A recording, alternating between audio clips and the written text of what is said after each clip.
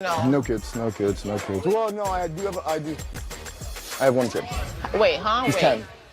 Wait, come back again. Wait a minute. Hold on. We don't see each other often. Look.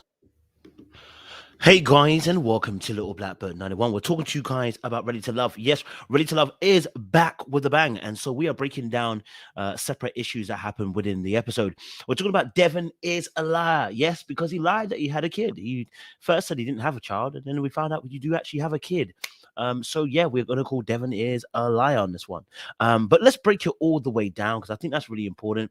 I think what we saw from Devin on this particular clip as well, I think there's some clear things that we can start to break down. You know, he said he felt shame about having a kid out of wedlock, and I think that is an important piece to speak about, not only about Devin, but anybody who's dating as well. If you want to hear my thoughts furthermore, make sure you like it, you share, you subscribe to the channel, and then click on that bell button for notification of the uploads. And for those of you who are returnees, you already know what it is, baby. You got the minerals. You got the minerals. Stay hydrated because the streets out there, they are hot. All right, let's get into this particular video and let's break it all the way down. So I think with Devin, you know, as we saw in that clip there, he first off said, no, I don't have a kid. And it's actually, no, I do have a kid. Now, the reason why someone would tell a lie in that instance is because, like he said later on, he felt a type of shame. All right. And I think that's very important. Let's watch a little bit of the clip and then we'll talk more. Look out, Wait. I do have a little boy out of wedlock, and you know, a lot of times I kept that situation very close to my heart because of some sort of maybe embarrassment or shamefulness. Now, he said he kept the situation very close to his heart because of some shame and some, you know, embarrassment, right? And obviously the kid is a few years older now. I think he's got so used to not telling people the truth, or at least hiding by omitting information potentially in the past, that it's become part of his MO. He just naturally doesn't mention it. And I think he also said that he's trying to be more vulnerable. He's intentionally trying to be more vulnerable. So let me give him a little bit of a break. He's trying to be more vulnerable, and that's fair enough. I can give him that. But you lied, right? And if I was to be honest, any girl that was dating, I'd be like, listen, get out of there. Get out of there. If he's willing to lie to you there, he gonna lie to you. Now, of course, he course corrected in the moment, but I'm like, yeah, that's a red flag. That's a red flag on the play. Red flag on the play. I'd have been like, listen, get out of there.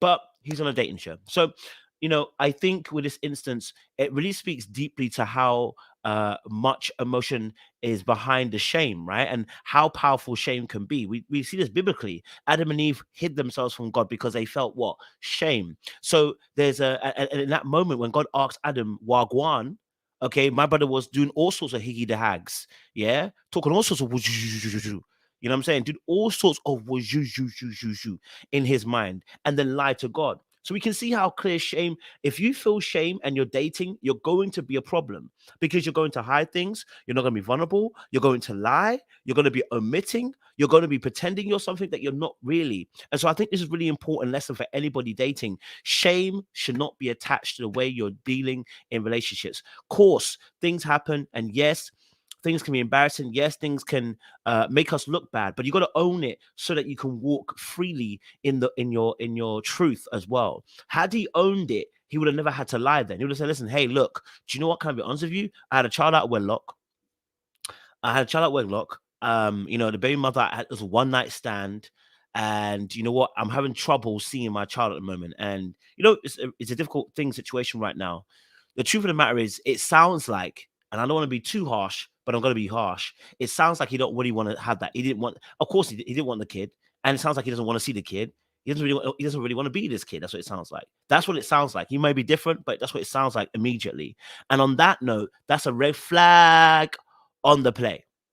Because, you know, that shame, that embarrassment you feel, right? You've hidden that truth. That kid is not responsible for itself. It didn't come into this life by itself. You created the life. So your whatever shame and embarrassment you feel has to be put aside to make sure that your child gets the best out of you. Now, it's easier said than done. We all make mistakes. I'm not going to deny that. I'm just saying that's a glaringly obvious thing where someone can say that's a red flag. I'm not willing to be involved in that. So I get why Kay's reaction was so strong. Maybe she has been triggered by seeing that kind of thing in the past. perhaps. I'll talk about Kaden a little bit later as well, because I'll be honest with you, her reaction too, for me, I wouldn't say it was a red flag. Someone said magenta flag. It was a magenta flag. Her reaction and her inability to choose time and season when to get strong on somebody when you just met them and formulate a judgment also spoke quite clearly about the way she sees things too. And I'll talk about that a little bit later. But we're dealing with Devin. So with Devin, let's watch a bit more and then we'll talk a bit more. But going into this process, I know that I wanted to be a lot more transparent about who I was and really kind of give people the chance to make their own judgments. Now, I think the biggest issue here for Devin, I don't know what happened to him in his childhood, and I think that's a big thing, is he said, I want to give everybody a chance to make their own judgments. This is a person who's afraid of judgment. This is a person who potentially is triggered by people making judgments. And I knew that because even the way that Caden came at him, which I think most people would have been triggered, his body language was telling us how he felt about what she was saying. He was like here, he was doing this. It was a movement, and we'll see it in a second or two. But I think the fact that he said, I want to give people the opportunity to make their own judgment tells me he's used to trying to formulate the narrative. He's used to trying to control the narrative and tell the narrative from his perspective to not get judged. Maybe because the way that he gets judged in the past, maybe as a child when he was getting judged, it could be a trigger for him as well. So he's trying to control the narrative, hence why the lie came out at that point. He was still doing what he trained himself to do, which is control the narrative, right? So that's a big thing as well, something we're going to have to watch out for in the dating phase with Devin as well. Okay. It's a hard situation. I met her one time when I was playing for the Bills. We were at a club where like a lot of the athletes party at. Now, first and foremost, the way he even starts telling the story, he says, listen, look, I met her one time, I was at a club with where all the athletes are. He's kind of really setting the story up a little bit in a particular way, almost as if she set out to get him. Let me be very frank with you. There are women out there that are willing to try and get you. We know that. We heard that from Brittany Renner. There are women out there who are waiting to set your ass up. Why are we not wearing condoms?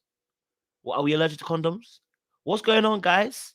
Why are we not wearing condoms? Why is condoms not the order of the day? Why is condoms not the order of the day? Because having the situation now that you're in is because we didn't wrap up, right? It's not because she didn't punch a hole in your condom. She didn't, not take her pill. More than likely, you didn't put something on the end of it. It's a one-night stand. So if it's a one-night stand, why are we doing this raw? We're incurring our own downfalls. Therefore, take accountability. The story already sounds like he's not going to take accountability and that he's going to put the blame on her. But let's listen to what he's saying. We had one night stand. So you Pause. I don't know if you noticed as well, he's actually playing with his ring hand like this. He's very nervous and he's rocking back and forth. He's nervous about telling his story. He cares about judgment a lot. And I'll just be honest with you. I don't think he's a bad guy. I'm just saying I think he cares about judgment a lot, clearly. And it's affecting him and it's coming outwardly in him rubbing his ring finger and him rocking back and forth. Remember, this is a guy who's been in competitive football league, but now he's talking about himself. He's feeling some nervousness. That should tell you everything you should know about interpersonal. Telling people about your life isn't the same as playing football.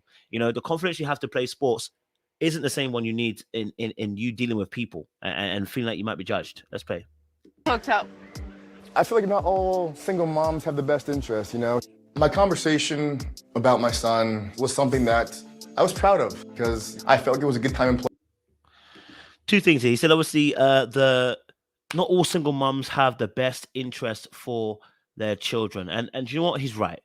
He's absolutely right. Just like there are fathers out there who are mad. Okay? So he's absolutely right. I don't want to deny his experience. There are single mothers that really will use children as warfare, which is what makes it difficult when we're trying to even do custody battles, because let's say the mother says, you won't see the child. You've tried, but you won't see the child. But, well, seeing the child is also a part of the custody battle, right? In terms of who will get custody, joint or full custody. You know what I mean? Being able to interact with your child is a part of full custody or joint custody battles as well. So if you can't even do that, it makes it very difficult. Now, the key thing here is that you can't give up because it's your kid. It means you're gonna have to find a legal process way to go and do this. And that's a tough battle as well. That's emotionally draining, that's physically draining, that's financially draining, but it's got to be done if you really do desire to see your kid. The desire to see his kid might not have been so strong. Not saying he doesn't care about his kid, but the desire to see your kid versus going through court, maybe not so much, right? maybe not so much. And that's the honest truth about it as well. Let's listen a bit more. Okay. Place to open up about it. No. And Charisse, she does seem like she cares, and now even his voice is kind of breaking there a little bit. Charisse does seem like she does care and everything. And it's interesting because he ends up liking Charisse, and I'll tell you why. Because unlike Kaden in that moment, she wasn't judging him. If you watch her body language, at first she was shocked when he said about the kid situation. She was like, "Oh," but if you watch her body language, because she really likes him as well, her body language was one of, "I'm trying to understand you," which is why when she was sitting there, I don't know if I can take it back a little bit, and you can see when she was listening to him, she was giving eye contact, just trying to pay attention. And now the hug is a reassurance that I'm listening to you, and I'm trying to hear you, and I'm trying to understand you. And that's all that he's ever wanted. I can believe so that that's all he's ever wanted, which is why he's afraid of judgment. All he wanted was someone to understand his plight. Now, of course, understanding does not mean that I let you get away with murder. Understanding does not mean I don't hold you accountable. Understanding doesn't mean that I don't tell you, listen, that needs correcting. But at least he has someone who understands him. And I think Charisse did that, because to everybody else in that group with the men, they said Charisse is too much. Charisse is doing way too much. Charisse is too strong. Her personality, you know, she's even been bitchy with the ladies. But with him, she found a place where she could be compassionate for him. And that was sending a signal to him. So, yeah, that was interesting there. And the hug was obviously finished. And Charisse, she does seem like she cares, and I definitely appreciate that. It is a lot harder than people think to take a child away from his biological mother. And if you listen to that, if you heard correctly, when he said it's hard to take a child from your biological mother, Charisse actually gave him verbal confirmation. She said, "I know." I heard her voice in the background. Now, it might have been Kaden, but the way that Kaden went, I don't think it is. It's definitely probably Charisse, right? So Charisse is actually trying to understand him, trying to get to she's been on his side, I should say, even, right? At least she's not condemning him. What Kaden goes into, and I don't want to go too deep into it, I want to do a separate video for this. What Kaden goes into is attack mode. Now, she might have felt like she was helping him out and just giving him the straight truth. But first and foremost, this wasn't the time. Number two, because it's such a sensitive topic, you know what? If you want someone to take this on board, pull them aside. Or even if you're going to do it in a moment, could have been like, listen, hey, look, you're probably trying to do your best, but listen, have you gone down a legal route? No. Okay, do you know what? That is the next step, I would say, right? Or, you know, I think that's the next step for you, just because, like you said, if a single mother is as bad as she is, then take the legal route so you can see your kid. Do you know what I mean? But Kaden doesn't have to, in her head, she can cancel him and still be respectful. I don't have to cancel. I don't have to be rude to you in that moment to show that I'm not feeling you. Do you know what I mean? I can be respectful and still cancel you in my head and be like, I'm kind of done with it, but you know, I can still be gentle with the way I release information to you. I think that's key and important. I think that's also an important way. You got to learn how to handle people. But I'm gonna deal with that in a specific video as well. But I wanted to leave it there. What's your thoughts on Devin? The Devin is a liar. Okay, he lied, but you know, I can see it now. The shame and the thing was all affecting him in that moment. That doesn't give him an excuse, but it's clear to see where his mind was at. So listen, like, share, subscribe, click on the bell button for notification uploads. We appreciate you guys. Stay locked and stay locked.